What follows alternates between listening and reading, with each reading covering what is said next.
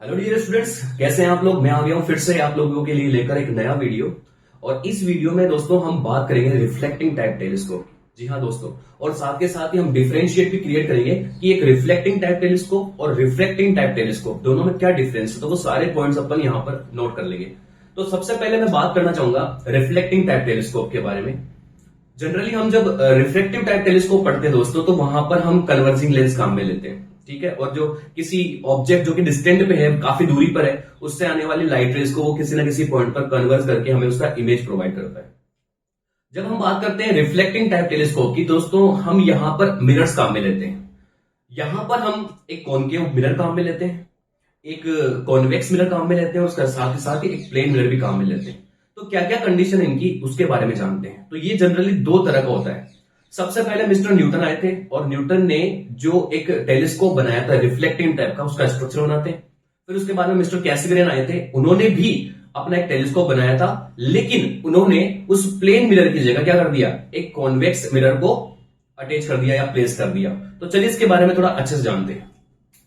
सबसे पहले बात करते हैं जो मिस्टर न्यूटन थे, और न्यूटन ने जो टेलीस्कोप बनाया था, उस टेलीस्कोप के अंदर जो ऑब्जेक्टिव मिरर था, ऑब्जेक्टिव जो था उसका, वो था एक कॉनकेव मिरर। ध्यान से सुनना, क्या था, एक कॉनकेव मिरर, ठीक है। और जो सेकेंडरी लिया था उन्होंने, सेकेंडरी जो मिरर काम में लिया था, वो था आपका एक प्लेन मिरर। क्या था, प्लेन मिरर, ठीक है। अब देखिए इसका स्ट्रक्चर कैसे है। सबसे पहले आप क्या करेंगे, ये है टेलीस्कोपिक ट्यूब, इसके इस वाले पार्ट पे इन्होंने लगाया था ऑब्जेक्टिव मिरर। इसको यहां से बाउंड कर दिया गया, यहां पर कोटिंग कर दी गई ताकि लाइट रेज उधर पास ना हो। और ऑब्जेक्ट जो है वो यहां कहीं इंफिनिटी पे है दोस्तों, डिस्टेंट पे है, काफी लंबी दूरी पर है, और वहां से रेज यहां पर आ रही है। तो आपको पता है कि जो लाइट रेज आएगी वो सारी क्या आएगी, पैरेलल आएगी। तो यहां से किसी इंफिनिटी से पॉइंट से लाइट रेज आती है और यहां पे स्ट्राइक करती है, किससे, इस ऑब्जेक्टिव मिरर से। पहली बात तो ये कि ये क्या है, ऑब्जेक्टिव मिरर है, एक कॉनकेव मिरर है। यहां पर क्या रखा गया है, कॉनकेव मिरर। ओके दोस्तों, ये जो है ना काफी लार्ज पैराबोलिक फॉर्म में होता है, लार्ज पैराबोला की फॉर्म में होता है, ठीक है। लार्ज पैराबोला की फॉर्म में होता है। क्यों होता है, तो उसका एक रीजन है कि यहां पर जो भी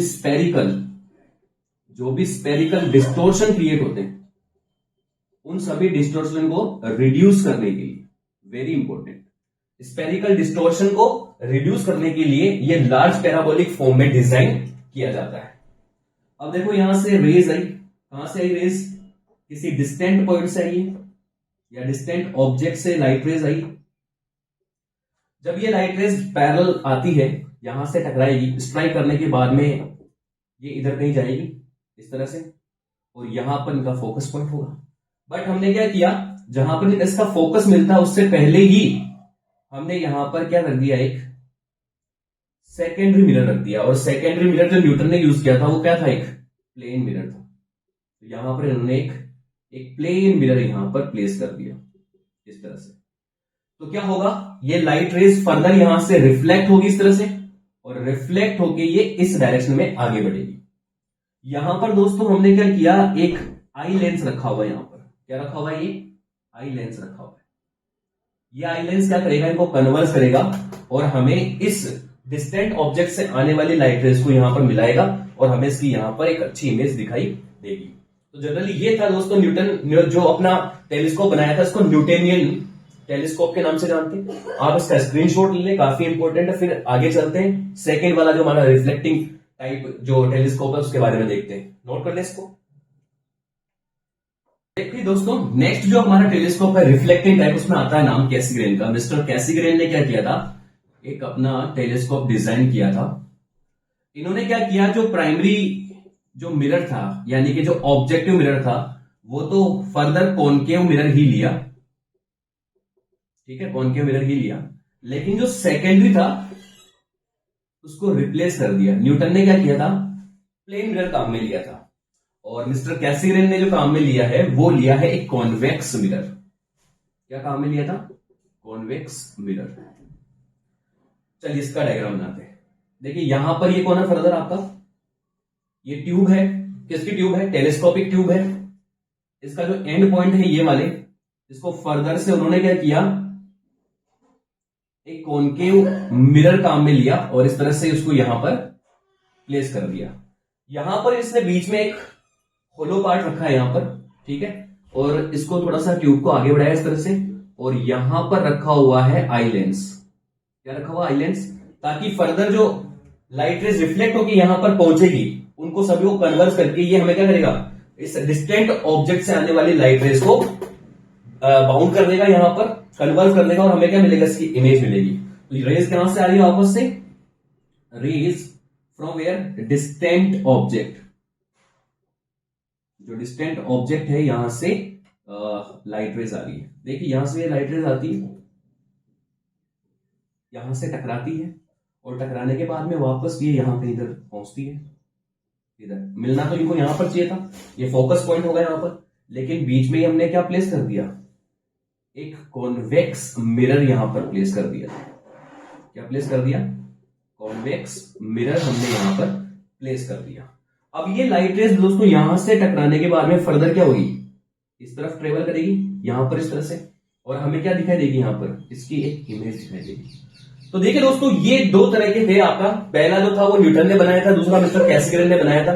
दोनों में जो डिफरेंस है वो यहाँ पर सेकेंडरी पे अराइज होता है, वहां पर एक प्लेन मिरर काम में लिया गया था और यहां पर एक कॉन्वेक्स मिरर काम में लिया गया है। तो आप इसको नोट कर लें और उसके बाद हम दोनों के अंदर रिफ्लेक्टिंग टाइप टेलीस्कोप और रिफ्लेक्टिंग टाइप टेलीस्कोप दोनों में डिफरेंस क्लियर करते हैं, प्लीज नोट कर लीजिएगा।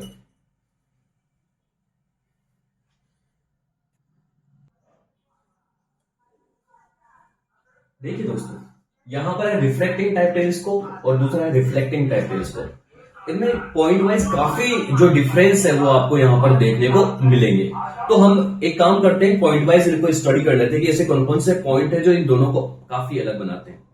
देखो सबसे पहला पॉइंट जो यहां पर आता है वो ये है कि जो जब हम रिफ्लेक्टिंग टाइप टेलीस्कोप की बात करते हैं तो ऑब्वियस सी बात है कि हम वहां पर लेंस काम में लेते हैं और कॉन्वेक्स लेंस काम में लेते हैं, यानी कि कन्वर्जिंग लेंस काम में लेते हैं। और वहीं जब हम बात करते हैं रिफ्लेक्टिंग टाइप टेलीस्कोप की तो वहां पर हम मिरर्स काम में लेते हैं। जनरली जो हमारा ऑब्जेक्टिव मिरर होता है वो कॉनकेव मिरर होता है। तो पहला पॉइंट है यहां पर क्या लिखेंगे, the objective is concave lens. क्या करता है, ये कन्वर्ज करने का काम करता है, यानी कि एक कन्वर्जिंग लेंस हम यहां पर काम में लेते हैं। और वहीं पर यहां पर बात की जाए तो हम क्या काम में लेते हैं, ऑब्जेक्टिव क्या है, ऑब्जेक्टिव है हमारा यहां पर एक कॉनकेव मिरर। कौन है, concave mirror. Okay, second point दोस्तों, ये पॉइंट जो सेकेंड पॉइंट है वो बहुत इंपॉर्टेंट है, समझो कैसे। एक्चुअली क्या होता है कि जब हम कन्वर्जिंग लेंस काम में लेते हैं ना तो उससे जो इमेज बनती है उसमें एक डिस्टोर्शन क्रिएट होता है जी, और वो डिस्टोर्शन होता है आपका क्रोमेटिक डिस्टोर्शन। इससे क्या होता है कि जो आपको इमेज मिलती है वो मल्टी कलर्ड इमेज होती है और साथ के साथ ही वो ब्लर होती है, काफी ब्लर्ड इमेज हमको देखने को मिलती है। ऐसा क्यों होता है, ऐसा इसलिए होता है कि इस डिस्टोर्शन की वजह से जो रेड कलर है ना वो ज्यादा बेंट हो जाता है as compare to blue colour, जिससे वो जो इमेज है वो आपको मल्टी कलर में दिखाई देती है। तो ये इसकी प्रॉब्लम है। लेकिन यहां पर इस रिफ्लेक्टिंग टाइप टेलीस्कोप में किसी भी तरह का कोई डिस्टोर्शन नहीं होता है, मतलब ये फ्री होता है इस तरह के क्रोमेटिक डिस्टोर्शन से, जिसकी वजह से हमें यहां पर कोई ब्लरनेस नहीं दिखाई देती और ना ही यहां पर किसी तरह का कोई मल्टी कलर्ड इमेज की प्रॉब्लम होती है। तो ये हमारा सेकंड पॉइंट और ये काफी इंपॉर्टेंट है। तो यहां पर हम लिख सकते हैं इमेज फाउंड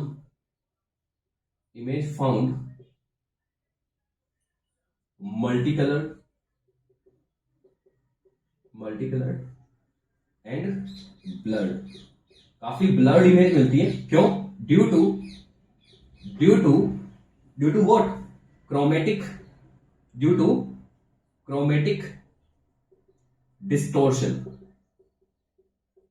क्रोमेटिक डिस्टोर्शन की वजह से हमें जो इमेज मिलती है वो एक तो मल्टी कलर फॉर्म में होती है और साथ के साथ ही कैसी होती है, ब्लर्ड होती है। और यहां पर क्या होता है, यहां पर ये होता है आपका free from what, chromatic distortion. यहां पर किसी तरह का कोई डिस्टोर्शन होता ही नहीं, तो जो हमें इमेज मिलती है वो क्लियर मिलती है ना, और ब्लर बिल्कुल नहीं मिलती।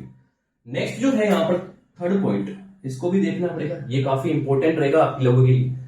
देखिए दोस्तों, क्या होता है कि जब हम किसी टेलीस्कोप के अंदर जो दूर चीजें हैं उनको देखते हैं, जो एस्ट्रोनॉमिकल जो ऑब्जेक्ट्स उनको देखते हैं, तो वो काफी दूर होते हैं हमसे। तो जो फेंट स्टार्स वगैरह होते हैं उनको देखने के लिए हमें अगर कन्वर्जिंग लेंस की रिक्वायरमेंट है, तो आप ये मान के चलो कि उसका जो अपर्चर है वो हमें काफी लार्ज लेना पड़ेगा।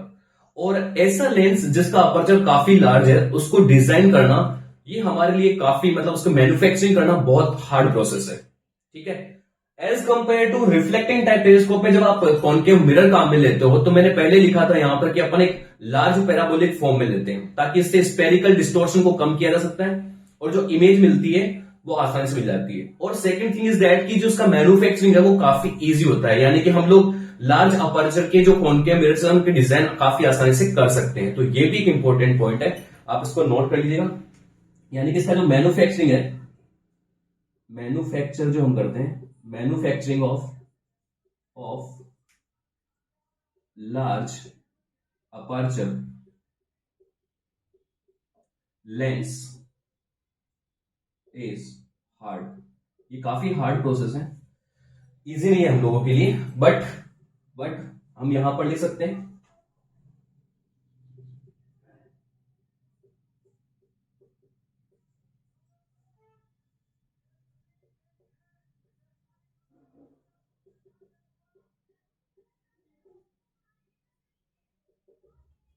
कैन इजीली मैन्युफैक्चर, इनको हम काफी आसानी से बना सकते हैं, डिजाइन कर सकते हैं। ये भी एक इंपॉर्टेंट पॉइंट है यहां पर।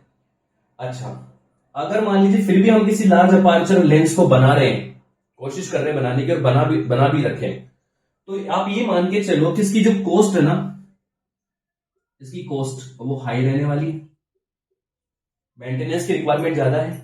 यहां पर कॉस्ट जो है आपकी वो कम रहने वाली है as compare to reflecting type telescope. Okay, एक फिफ्थ पॉइंट है हमारा, इसका जो गैदरिंग पावर है ना दोस्तों, इसके मुकाबले काफी कम है।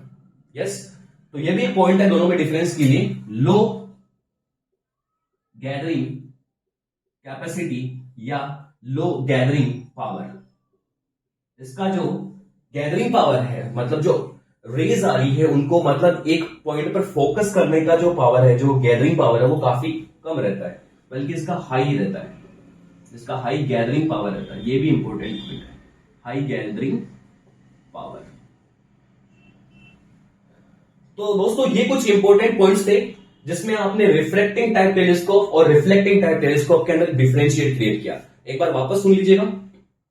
इसमें जो ऑब्जेक्टिव लेंस काम में लेते हैं वो कॉन्केव लेंस होता है जो कन्वर्ज करता है। यहां पर जो ऑब्जेक्टिव लेंस हमने मिरर काम में लिया है वो कॉन्केव मिरर काम में लिया है। यहां पर जो इमेज बनती है दोस्तों वो मल्टी कलर्ड होती है, यस, और काफी ब्लर होती है।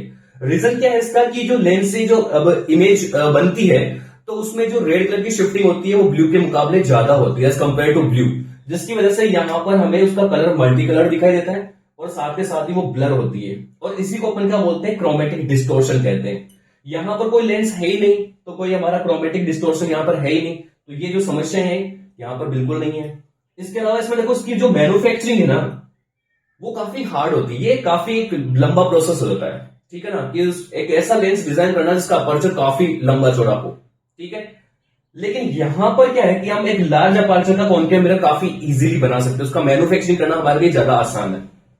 इसके अलावा इसका कॉस्ट हाई रहता है, इसका कॉस्ट लो रहता है, और साथ ही इसका जो गैदरिंग पावर है किसकी, आपके एक रिफ्लेक्टिंग टाइप टेलीस्कोप की, वो थोड़ी कम रहती है as compare to reflecting type telescope. तो दोस्तों ये कुछ पॉइंट्स थे जिनसे हमने डिफरेंशिएट किया एक रिफ्लेक्टिंग टाइप टेलीस्कोप और रिफ्लेक्टिंग टाइप टेलीस्कोप को। और लास्ट में आपसे हमेशा एक ही बात कहता हूं कि ये हमारा चैनल नया है, इसको लाइक करें, सब्सक्राइब करें, शेयर करें। खुश रहें। आप सभी को दिवाली की बहुत बहुत शुभकामनाएं। अपने माता पिता का नाम रोशन करें। जय हिंद, जय भारत।